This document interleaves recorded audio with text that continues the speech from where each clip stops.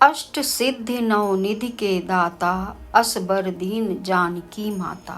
ये चौपाई हनुमान चालीसा की है और इस चौपाई में श्री तुलसीदास जी ने कहा है कि माता जानकी ने हनुमान जी को अष्ट सिद्धि नौ निधि के दाता बताया और ऐसा वर भी प्रदान किया। भगवान श्री राम के प्रिय भक्त हनुमान जी को अष्ट सिद्धि और नौ निधि के दाता के रूप में जाना जाता है। हनुमान चालीसा की ये चौपाई है, अर्थात हनुमान जी की भक्ति से व्यक्ति के जीवन में 8 प्रकार की सिद्धियां और 9 प्रकार की निधियां प्राप्त हो जाती हैं। इन चौपाइयों का प्रत्येक मनुष्य के जीवन में महत्वपूर्ण योगदान रहता है। माँ जानकी जी ने श्री राम भक्त हनुमान को 8 सिद्धियों और 9 निधियों का वरदान दिया था और कहा जाता है कि उन्हें संभालने की शक्ति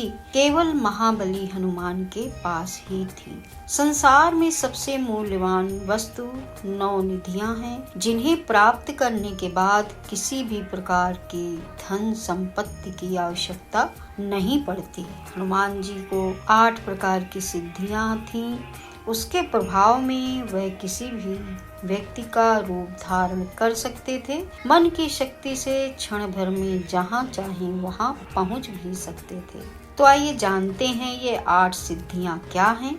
तो पहली है इनमें अणिमा। इस सिद्धि के बल पर हनुमान जी कभी भी अति सूक्ष्म रूप धारण कर सकते हैं। दूसरी है महिमा। इस सिद्धि के बल पर हनुमान जी ने कई बार विशाल रूप धारण किया। फिर है गरिमा। इस सिद्धि की सहायता से हनुमान जी अपने आप को एक विशाल पर्वत के समान उठा सकते हैं। फिर है लघिमा। इस सिद्धि से हनुमान जी अपना वजन पूरी तरह से हल्का कर सकते हैं और पल भर में कहीं भी घूम सकते हैं। सिद्धि। इस सिद्धि की सहायता से हनुमान जी को कोई भी वस्तु तुरंत मिल जाती है। पशु पक्षियों की भाषा समझ जाते हैं, आने वाला समय देख सकते हैं। पर काम में इस सिद्धि की सहायता से हनुमान जी धरती में गहरे तक जा सकते, यानी कि पाताल लोक में जा सकते हैं, आकाश में उड़ सकते हैं और जब तक चाहें तब तक पानी में भी जीवित रह सकते हैं। ईशित्व। इस सिद्धि की सहायता से हनुमान जी की दैवीय शक्तियां प्राप्त हुई हैं। वशित्व। इस सिद्धि के प्रभाव से हनुमान जी जितेंद्रिय और मन को नियंत्रित कर पाते हैं। सिद्धियों के अतिरिक्त श्री हनुमान जी को 9 निधियां भी मिली हुई हैं। तो आइए जानते हैं ये 9 निधियां क्या हैं। पद्म निधि। पद्म निधि गुणों से संपन्न व्यक्ति सात्विक होता है और सोना चांदी आदि इकट्ठा करके दान करता है। महापद्म निधि। महापद्म निधि द्वारा लक्षित व्यक्ति अपने एकत्रित धन आदि को धार्मिक लोगों को दान कर देता है। नील निधि।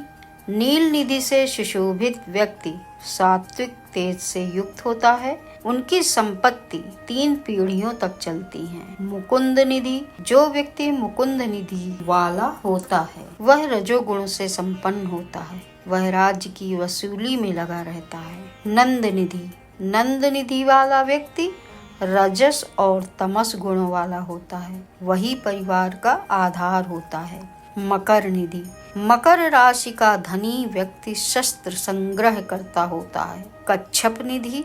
कच्छप निधि का लक्ष्य व्यक्ति तमस गुण का होता है, वह अपने धन का स्वयं उपभोग करता है। शंख निधि। शंख निधि 1 पीढ़ी के लिए होती है। खारवा निधि। खारवा निधि वाले व्यक्ति के स्वभाव में मिश्रित फल देखने को मिलता है। इस प्रकार हनुमान जी के पास अष्ट सिद्धि 9 निधि के दाता, 8 सिद्धियां और 9 प्रकार की निधियां थी। साधारण मनुष्य की बात करें तो कुछ सिद्धियां मनुष्य को भी प्राप्त होती हैं, पर सभी नहीं, और कुछ निधियां भी प्राप्त होती हैं, पर सभी नहीं। हर मनुष्य दूसरे मनुष्य से भिन्न है, अतः हर मनुष्य में कुछ न कुछ दैवीय शक्ति होती है। तीन तरह के गुण होते हैं, सात्विक, रजो और तामसिक। मनुष्य में इन तीनों गुणों में से जिसकी प्रधानता होती है वैसा ही मनुष्य का व्यवहार होता है। गुणों के अनुसार मनुष्य का व्यवहार अलग अलग होता है। हनुमान जी श्री राम जी के परम भक्त थे और उनके एक तरह से मित्र कहें, उनके एक कार्यकर्ता कहें, जिन्होंने माता सीता का पता लगाया। माता सीता ने भी हनुमान जी को यह वरदान दिया कि तुम अष्ट सिद्धि 9 निधि के दाता हो।